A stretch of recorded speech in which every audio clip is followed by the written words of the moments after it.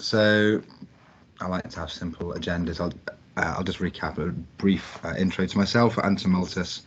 What are the problems and progress with regards to serum-free cell culturing, and then get into questions, and hopefully I'll have shared enough of interest to prompt a couple of questions.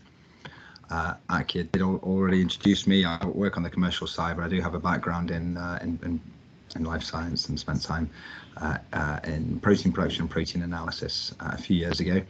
But on to Multus. This is where we are. We're based in just West London, right over the road from the BBC. So this is part of the Imperial College London campus, and we're in that building on the right hand side. It's part of a spin out, a kind of a technology translation campus from Imperial College. And just up the road, we have our new media production facility a couple of miles away. So we do R&D here, we do some production here, but we have another site that will be operational in the next couple of months for doing media production. So that's where we're based. A bit about what we're doing at Multus. A rather grand claim. We're reinventing cell culture media. Broadly, that means these few things for us. We are working on new ingredients, so proteins, but also looking at ingredients taken from plants, so complex plant-based hydrolysates, looking to find alternative sources for nutrients or even for biologically active parts of media. So we do ingredient innovation. We optimize formulations, so we're developing formulations at the moment for a variety of bovine cells, but we're also in conversations with customers and life sciences to see what we can do to develop serum-free formulations for life science cell lines. And so we have a platform, which I can tell you a little more about later. We have a platform to automate and accelerate the development of new media formulations, particularly to try and replace FBS and animal components. And supply chain, so manufacturing. We do our own production of our serum replacement, and we do production of proteins in-house and with a large-scale partner. And we're developing partnerships for the production of media, basal media, particularly on the cellular agriculture side, because there isn't really a supply chain there. So we're doing quite a few things, from innovation, optimization to manufacturing. That's a mammoth meatball on the right-hand side, if you're wondering, created by an Australian company called Vow. I think it's currently in a museum in Amsterdam, but it's a mammoth meatball.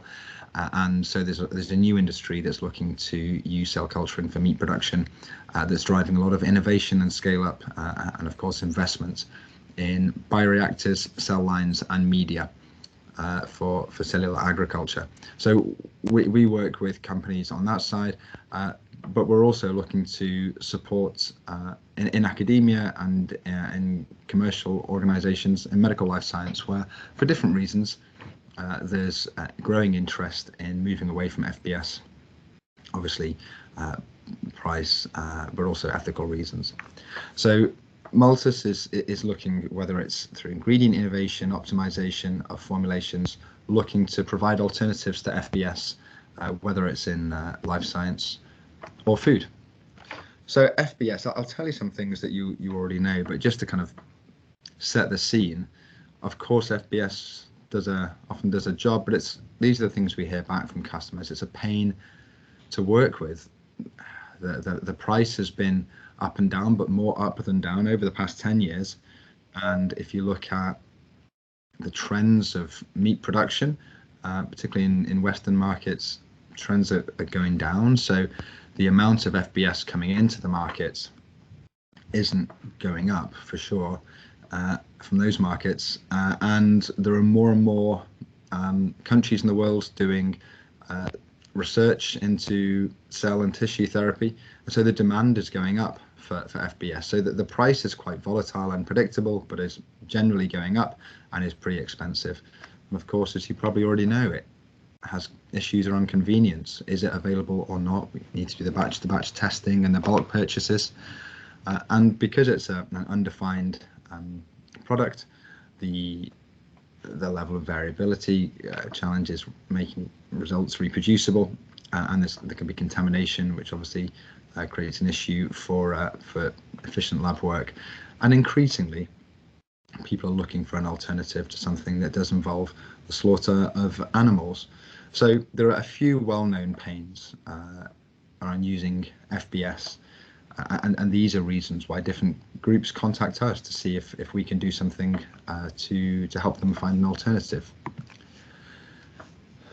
You probably know this already, but just in case you didn't, this is how FBS is made. When cows go to the slaughterhouse, the pregnant ones are taken to the side, and blood is drawn from the heart of the fetus, and that is then used to produce FBS. There are fewer cows going to the slaughterhouses where FBS is produced, and climate change is disrupting that, where the cost of feedstocks actually for growing herds of cattle, the cost of feedstocks are going up, and that reduces herd size, and dietary changes in the Western world are changing, also reducing the demand for red meat.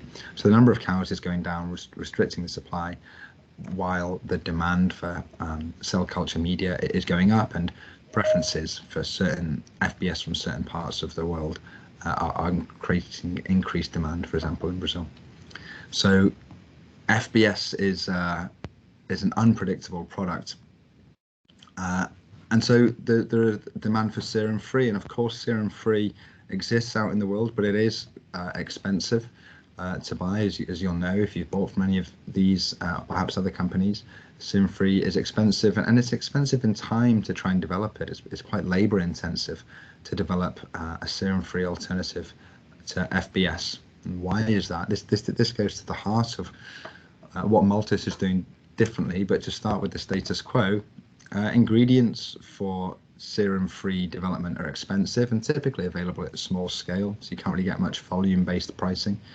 And the development process, we see it as this loop. There's individual knowledge from the scientist and knowing what to try. That typically goes into normally into some kind of form of factorial design-based approach to laying out the experiments. Often a manual execution rather than automation. Limited amounts of data collected, and a fairly manual approach to analyzing the data to figure out what's going on, to lead into successive loops of development. And as a result, the serum-free products that have conventionally been developed, if not developed by some of those bigger companies, they tend to be expensive, and they don't tend to work particularly well. So to contrast that with what Multus is doing, we are using higher volume and lower cost ingredients because we're tapping into the growing demand from the cellular agriculture industry, and we're using ingredients that can scale. And we've built a totally different approach that uses machine learning based on ever expanding data sets about how cells respond to different ingredients and formulations. We use automated high throughput screening, and we use automated high frequency data capture of cell growth and cell morphology that drives into further machine learning algorithms for analyzing the effects of different formulations on cell behavior. And that drives an accelerated autonomous platform for formulation optimization. So this is in that part of what Multus is doing related to the development of formulations. We also, on the left-hand side, we're developing innovative ingredients that further reduce costs, whether it's because they have higher stability, or we're using, for example, plant-based ingredients. So we're doing things across this whole system to reduce the cost and improve the performance and make more affordable alternatives to FBS. So this picture kind of summarizes how Multus is different to what's gone before in the development of serum-free media formulations. We've got our first products on the market, the first of what will be a product line. We call this set of products Proliferum, and LSR for life science research is our first FBS replacement for life science. It's a mixture of proteins, lipids, and salts. We developed it using C2C12 and NAH393 mouse cells, but we've had positive results with a variety of customers actually across different species and cell types. So we've seen that it's got potential to work for people, to help them reduce or eliminate their reliance on FBS. It's only for research use. And our plans clearly are to expand the product range, and we know that that's going to require collaboration with different groups to develop further alternatives, other products in the product range of Proliferum for life science research that will work with different cells. So this is just a start, and we're looking to find people in the life science arena who are strongly motivated to eliminate FBS from their own research protocols and willing to work with us on trying to develop some of those alternatives. Here's some data just to show how we've evaluated Proliferum LSR with a few different cell types, some staining data, and you can see the doubling times in the charts at the bottom. It's the doubling times in Proliferum versus FBS. So sometimes Proliferum not quite as good as FBS, sometimes better, sometimes more or less the same.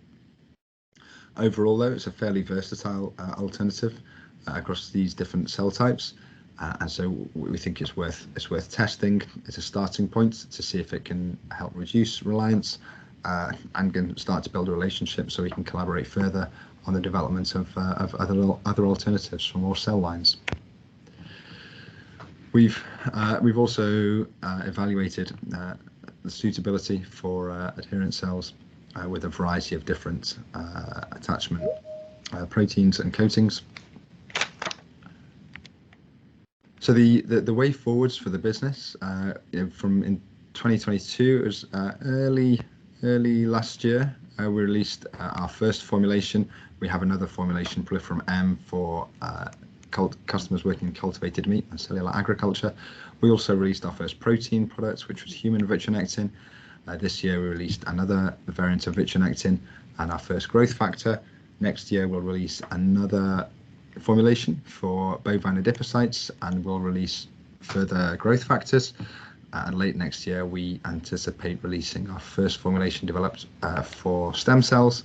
And in the coming years we anticipate further expanding that range of Proliferum formulations for bovine, porcine, chicken, fish, stem cells, a variety of different growth factors and plant-based ingredients. For example, we're working on plant-based ingredients to try and replace bovine serum albumin, which is a complex ingredient in itself. So it's a fair bit of work going on there to see what we can do with plant-based ingredients to reduce the cost of associated with amino acids, but also with proteins.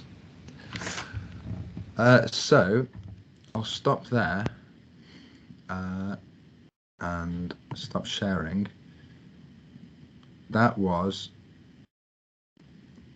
a fairly quick introduction to what we're doing and an overview of what we have. We have Proliferum LSR available for research use as an alternative to FBS. Keen to send out samples to groups that are keen to try it, and we're looking for groups that are interested to collaborate with us to expand that range of serum alternatives for medical life science cell culturing.